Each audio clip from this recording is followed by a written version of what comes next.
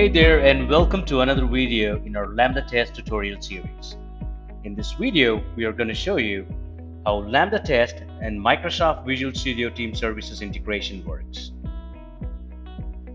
You can start by going to Settings from left navigation and click on Integrations.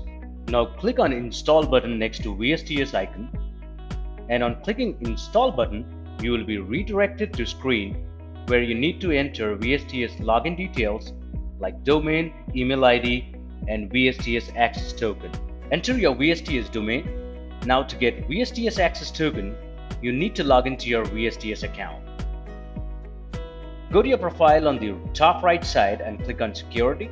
And now we need to select Personal Access Tokens and then click on Add. Type in description for the personal access token you are going to generate. Then select expiry date as per your requirement.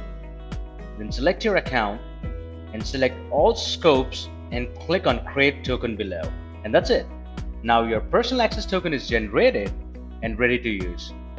Copy the same and go back to your LambdaTest account and paste it in the given token field and click Next. You'll receive a confirmation notification once the VSTS integration is successful. And now you're all set to push issues directly from LambdaTest to your VSTS account.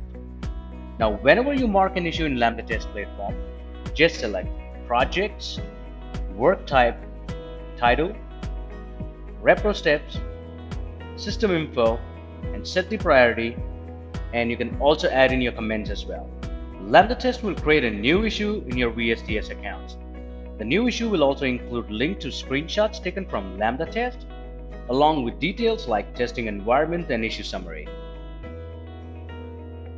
In case you have any questions or you require any further information, you can chat with the team, or you can also drop us an email at support@lambdatest.com.